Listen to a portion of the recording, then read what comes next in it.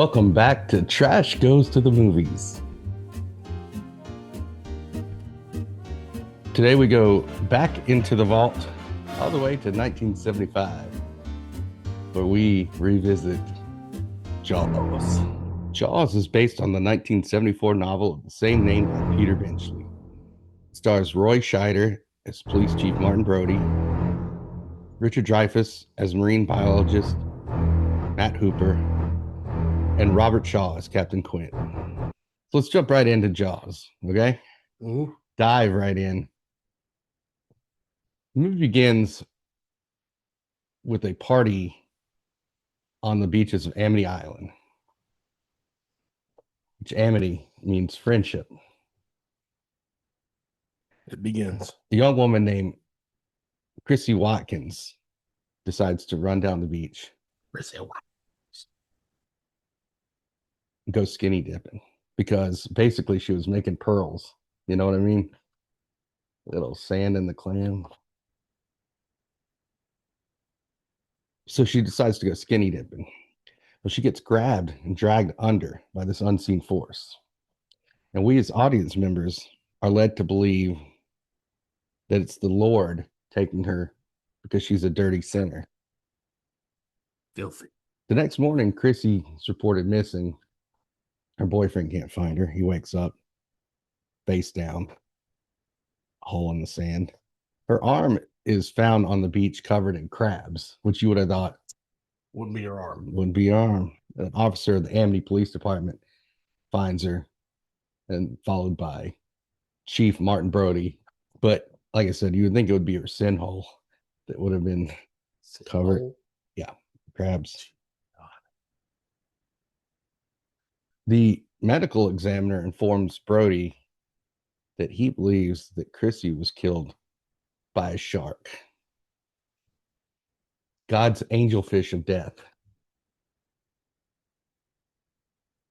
Brody realizes now that his beach has become a scene-soaked mattress and a feeding frenzy for sharks. He decides to close the beach, but he's overruled by Mayor Vaughn, who fears that reports of a great white shark attack will risk the filming of his new reality game show called Shark Tank, obviously. Shark Tank.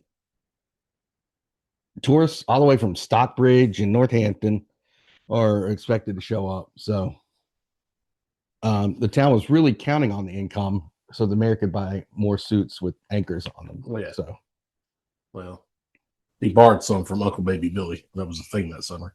The medical examiner concludes that, Chrissy's death. Now he switches that she was killed by a boating accident. Thief. So Brody, who's a little concerned with some bedroom shit at home, just goes along with the explanation. We need to talk about the chief like that. Oh, we'll talk a lot about the chief. Don't worry. Later on, this kid named Alex Kintner. The Kintner boy. He's sacrificed unknowingly by the citizens of Amity, for the citizens of Amity by Mayor Vaughn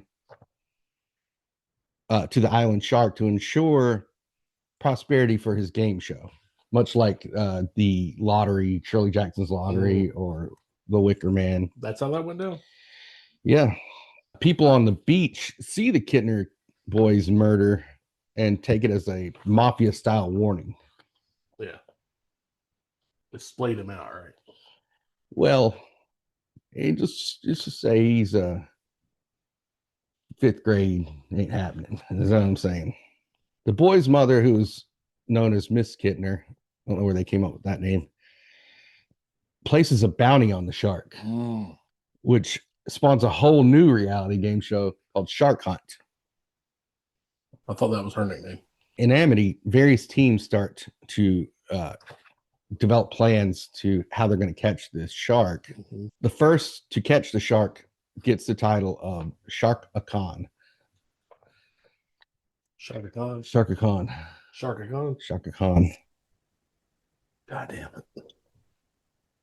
What they didn't count on is that these boys were playing a man sport. You know, there was a real pro in their midst, a man named Quint, a man who could draw a shark on a chalkboard like no other, a man who dressed like a New England Shea Guave. Captain Quint says he'll do it for $10,000.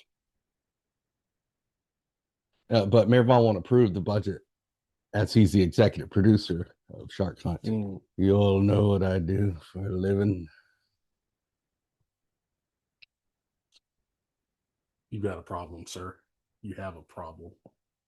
Not like going down to the pond catching bluegills. And two of the contestants during the competition come up with this idea to catch the fish, catch the shark by attaching a roast to a hook and then hitching it to a wooden jetty. The old Frank Reynolds rum ham mate. Ham. Yeah. Rum ham. But the dock is pulled apart by the shark and almost kills the contestants. They are thus eliminated from the competition. That's live TV, baby. Here's where things get really interesting, though. The stranger comes in from out of town named Matt Hooper. He's a marine biologist, okay? What division he served in? Division. He's a Marine. Oh. Hoorah. But see, here's the thing. A lot of people think that he was probably a mole brought in the competition by Mayor Vaughn. It's live TV, baby. We'll have to see. Is he, though? Is he a wild card? Who is this guy? We don't know. He is allowed to break the law and the rules of the competition because he's given permission to examine Chrissy Watkins' body, her remains. And you know what he determines? She was hot. He couldn't tell because she was sort of Black Dahlia'd in pieces. What'd that fool find? It wasn't a boat that killed her. It wasn't Cuisinart, okay? It wasn't Thanos' snap, okay? It was a shark. So some other contestants, however, catch a large tiger shark, and the audience believes that this competition is over and that these contestants have won. Okay, they've caught the culprit. The day is won. Sharka Khan has been crowned. Sharka Khan. Vaughn is desperate for the competition to be over because he doesn't want the true culprit dead, obviously. Right. He has a deal with Bruce the Shark. Bruce the Shark. And it's to bring prosperity to Amity through bloodlust, in exchange, even exchange. So Brody goes home. He's depressed. He has dinner with his wife. He's basically like sad bastard drinking like Johnny Depp, just drinking wine. Well, who shows up unexpectedly? Matt Hooper with a bottle in his hand. You know, he's got some wines in his hand. Well, you don't come to dinner empty-handed. He starts immediately. I fucking Ellen Brody. I mean, just looking right at her. Is that the scene where beforehand she had one of the greatest lines ever? You want to get drunk and fool around? Yeah. To Brody? Yeah. I love that line. Didn't work out for him. Did not. Now, Ellen Brody's his wife, obviously. Then, in a power move, he starts eating food off of the Chief's plate. Brody's too drunk, too depressed to know he's being cucked right now. That's what that was. Hooper manages to convince a drunk Brody that the competition was fixed. And so that night, they secretly cut the tiger shark's stomach open. And they did not discover any human remains. Is that where they found the license plate? Yeah, they did find the license plate to my dad's AMC Hornet. No bodies. And so they head out to sea themselves to find the shark, effectively rebooting Shark Hunt themselves on a shoestring budget, in fact. So this is some indie small crew. Yeah. Which they could have probably pitched to Shark Tank if it goes on. Yeah. So they head out to find the shark, but instead they find the wreckage of a boat belonging to a local fisherman named Ben Gardner. Hooper straps on some gear, goes underwater, to examine the vessel. All of this is probably against the rules of the original Shark Hunt. They're making up the rules now as they go along. It's a reboot. They don't do that old man Vaughn shit. He sees a large shark tooth protruding from the hull of the ship. And he's startled, though, when he sees Gardner's corpse floating in the water, which he originally mistakes for Jim Norton. Jaws, what are you? The head's like, fuck yeah. What are you, James Bond or something?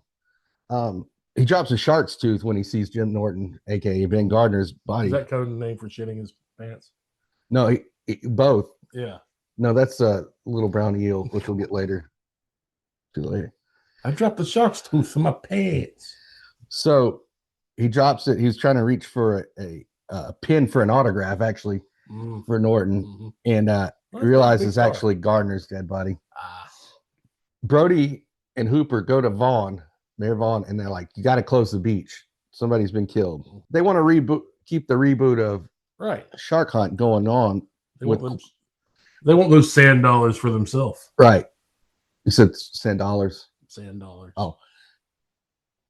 And they want to keep Quint in there with him.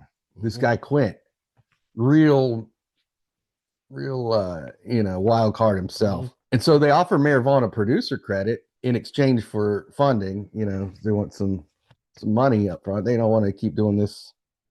Cap Quint's like the Zach Bagans of shark hunting. That's what they call him. Yeah. It's your ghost. Hey, I see a ghost in there. Come on out and face me like a human being. They want to resume Shark Hunt with Quint, right? But he says he won't hire Quint. Shark Tank is originally scheduled to shoot on the 4th of July. Mm-hmm. And he already took it on the chin with the original shortened season of the first Shark Hunt. Yeah, it was like a half season. It was just really almost like 2 episodes. It concluded so quickly. They chopped it to 6. They chopped it up like Chrissy Watkins' body. Yeah. 6 30-minute episodes. A lot of commercials. Oh, a lot for suits and fucking terrible. A lot of fish cologne. Fish sticks. They had to sell a lot of cologne on that island because everybody smelled like fish. And the women weren't. That's the better end. So tourists and audience members arrive on the 4th of July. They flock to the beach before the shooting of Shark Tank can actually begin. A dorsal fin is spotted in the water. Okay. Everybody's freaking out. They thought Shark Hunt was canceled or concluded after the first season, but this fin floats right onto the shore and they realize it's a plastic fin. And it was the prank was blamed on local teenagers. There's a subtle inference that this was orchestrated by Hooper in order to clear the beach, in order to renew the interest in Shark Hunt. But it backfires because interest fades pretty quickly and people just go back to their beaching, is what I call it. Beaching? They're just beaching. Okay. Then why don't you go stop your beaching? That's, oh my God, shirt time. Yeah. My wife's a beach and I'm going to drown her. But then Bruce the shark enters a cove and tilts a rowboat over. He kills the boater that was inside the boat. The boater. Clearly unhappy with Mayor Vaughn's sacrificial offers. The irony of this whole thing is that Vaughn's instrument of death betrayed him at the exact worst moment. Yeah. That's some Geppetto shit right there. Sadly, Brody's son, Mikey, was in the cove too and narrowly escaped being attacked by Bruce and goes into shock. Yeah, that was a tough scene. It was. And he goes to the hospital. Now, Brody's pissed, obviously. And talked about Brody and his lack of affinity for the water, hadn't he? Well, that does come up, but Brody is afraid of the water. He's not afraid of it. He doesn't like to do it very much. Just doesn't do it. So he's pissed, and now he has a definite upper hand with negotiating for Shark Hunt with Vaughn. So Vaughn has no choice but to reluctantly give them the funding for Shark Hunt and to hire Quint. Now the three of them officially kick off Shark Hunt, the reboot, on Quint's boat, the Orca. With an option to hunt ghost sharks. That's later on. You go inside the cage. Gage goes into the water. Shark goes into the water. Our shark. Brody is given the job of laying chum. This was a clever ploy by Hooper. Love that song. What? Everybody lay chum tonight. I thought you were going to say chum tumping. No.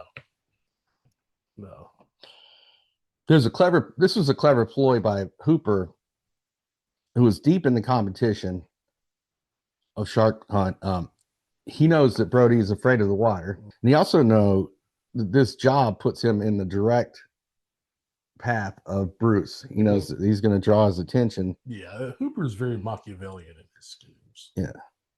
Hooper's definitely trying to eliminate Brody from this He's the competition. Richard Hatch of this Shark Hunt. Who? I think he was a Survivor person.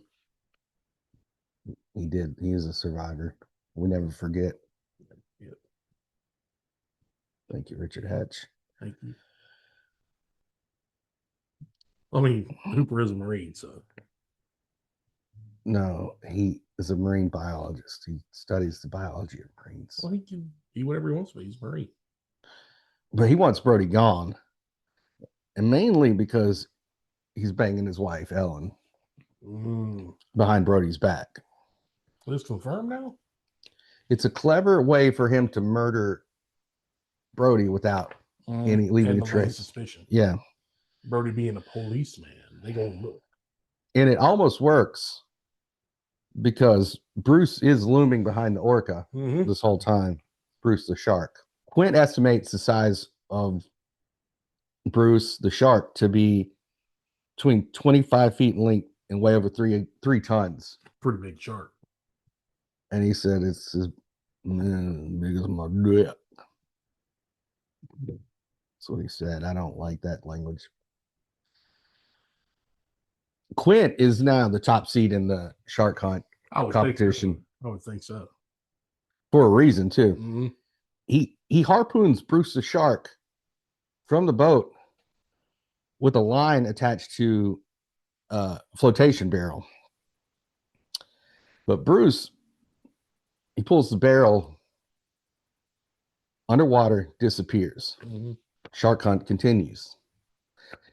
And revenues are going through the goddamn roof. Okay. Paper. The three contestants retire to the cabin of the Orca. They start comparing injuries. And the Orca being the ship. The ship, yeah. No worries. They start comparing injuries. Quint shows a lump on his head. He got from a bar fight. Hooper shows an injury that he received from a moray eel. It bit through his wetsuit. And every time he shows it, he says, "That's a moray."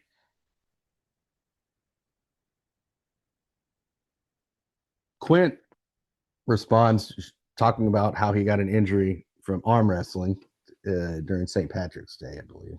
Hooper jumps up, pulls out his dick, and shows the teeth marks from Brody's wife. That's a tough one. Yeah, he didn't want to be one-upped. Some dudes just don't know how to let it go, man.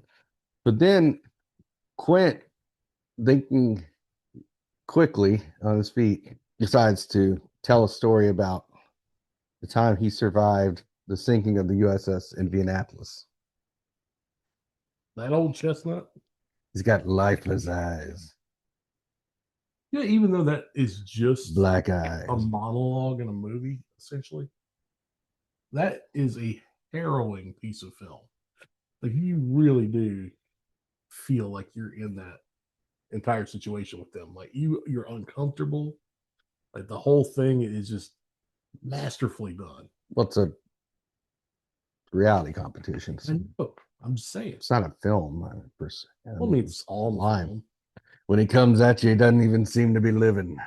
The thing is, he tells this harrowing story. They don't even know if he's lying because they don't have internet on that boat. So they just believe him. It's crazy. He could have made up anything. During the story, the USS Indianapolis, he talks about how the ship sank, and he and his crewmates were surrounded by sharks and they were eaten. Mm-hmm. He survived it. Again, probably lying. Who knows? Yeah. Sounds Don't weird. know nothing about that. That's a bunch of junk to me. Yeah. But anyway, the shark, Bruce, hears Quint talking shit about his uncles. And so he damages the hull before swimming away. Because he's like, mad, you're talking about my family, dude. Don't be talking shit about me. The next morning, Brody tries to call the U.S. Coast Guard, let him know what's going on. But Quint destroys the radio. He want that cash money. He fucking wants to win shark hunt, man. And calling the Coast Guard would immediately eliminate them. You in the competition. Yeah, they'd be sent home without the honor of being Sharka Khan. Shaka Khan. Yeah, Sharka Khan. Brody is pissed because he's on a piece of shit plywood as a bunch of wooden pallets, springing leaks. He also just saw his wife's dental records imprinted on Hooper's shaft the night before, so a little upset. We're going to need a bigger cock. You know what? The shark comes back for another round. No way. Quint harpoons him again. 2 more barrels right to the shark. And they tie both of them to the stern of the ship. But see, the thing is, Bruce, the shark, they didn't know, had snorted a bunch of PCP and started pulling the boat. He's on the L train. Yeah, he started pulling the boat backwards like he was like an underwater Magnus Samuelson. You know what I mean? The shark forces water onto the deck and floods the engine. So now Quint tries to cut the lines with a machete, but the stern cleats are yanked out. And it was a lot like Hooper's pubes by Ellen Brody. That was uncalled for. And her teeth. Uncalled for. She's a nice lady. Quint guns it towards the shore in order to draw the shark out to shallow waters and suffocate it. Because his obsession with Shark Hunter causes him to burn out the orca's engine completely. It's already flooded. He just burns it out, right? Now the boat's immobilized. Hooper, Quint, and Brody are now looking like a bunch of real fucking losers. Bunch of joke of the days. A bunch of joke of the days. Joke of the days. This season of Shark Hunter is going to suck. It's not going to be great. They're going to be canceled. And we're going to be canceled. We're not going to have season 3, okay? It's not going to be season 4, okay? We're going to be canceled. That's what's going to happen. Dick Ebersol is going to think, well, look at this. Hey, we're going to be canceled. Well, they're actually going to they're going to be canceled and replaced with Vaughn stars. Mayor Vaughn's show about pawning off items of shark attack victims. And of the city that's publicly owned so he can get more money to pay off his debts to the mob. Yeah. Hooper, in a desperation Hail Mary, puts on scuba gear, jumps in the water, and goes inside said shark-proof cage, right? He's going to inject the shark with a lethal dosage of fentanyl.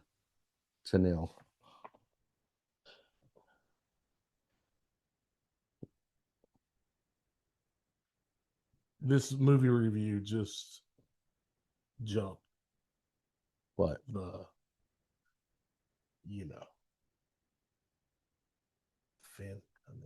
Fentanyl. Yeah. Thing is, Bruce the shark is high on PCP. He got wet. And yeah, a lot of ways. He attacks and demolishes the cage from behind. Sound familiar, Matt Hooper? Hooper drops the spear before he can even inject the fentanyl in Bruce. And he felt just like an old lip dick Brody. Which he actually says underwater to himself. I wish you stop talking about Chief like this. He's a good You don't man. know how the story ends. Bruce, however, gets entangled with the cage, the wrecked cage, and Hooper escapes and swims to the seabed. But Bruce still ain't done. He ain't done yet. He's like a goddamn Moby Wick. That's what I call him. Yeah. Moby Dick and Sean. Yeah. That is clever. I got to give you that one. It's in the movie. Shark leaps onto the boat, bites it nearly in half. And it was like fucking Joey Chestnut shit. Like it was power eating. Soggy hot dog. Mm-hmm. Which is again Matt Hooper. Quint slides down the deck and a shark bites his legs off. Hooper's still alive. The shark initially just wanted to send a message that he can turn anybody into Lieutenant Dan. But then he realizes that Quint tastes just like the way his uncles described that Sweet, good sweet old meal they had in Guam many years ago. And he wanted some of that USS Indianapolis meat. So Quint, the number one seed in Shark Hunt, is eaten alive and thus eliminated from the second season of Shark Hunt. Damn, you hate to see a good one go. Now it's down to Chief Brody, the cuck afraid of water, and Hooper, the man brazenly fucking his wife. The shark attacks again, but Brody shoves a pressurized scuba tank, in its mouth. He suddenly pictures Hooper shoving his tank into his wife's mouth.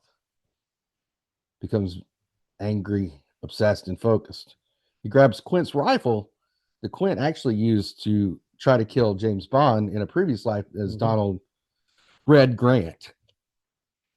He climbs to the orca's mast. The shark, with the tank in his mouth, swims directly towards Brody. Brody's like, this is my chance to actually say something cool. So he looks at the shark. You know what he says?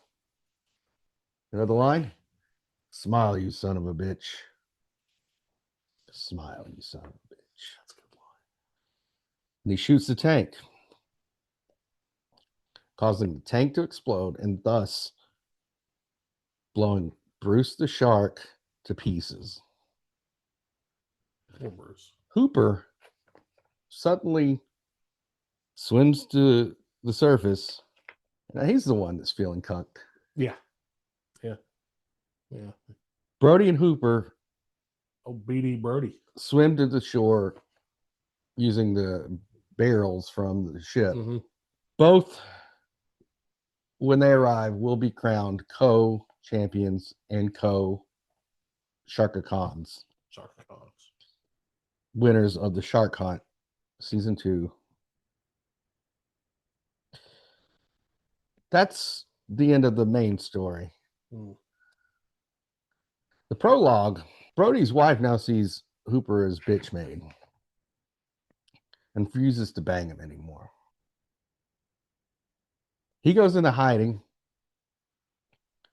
only to reemerge in New England as the famed psychiatrist Dr. Leo Marvin. Dr. Marvin. But that's a story we will discuss at a later time. Another time. Overall, I give this movie 10 out of 10 bowline knots. Little brown eel comes out of the cave, swims into the hole, comes out of the hole, goes back into the cave again. Not too good, is it, Chief? So I have a few questions on my rewatch of this. I'm a little confused because I distinctly remember before something having to do with gold coins, stolen treasure. And when you steal the coin, you become a ghost at night, and you have to return the treasure to be free of the curse. That's Pirates of the Caribbean. Oh no, I'm pretty sure you mentioned Johnny Depp somewhere in there, and he was definitely in this movie. But I mentioned Johnny Depp in every movie. So Johnny Depp, also a captain. Actually, he was in this movie, but he went under the name Johnny Depp. Mm. You heard what I said? You know what? All my questions have been answered now. You heard what I said? 9.6 Army Mans. I have one piece of constructive criticism for that. They should have ended the movie with the French ending and put fiend. Classy. I quit. I quit. I quit. I can't do this no more. I can't do it. Well, that's going to about do it for us today. We're going to close that vault back up, and we'll see you next time at the movies.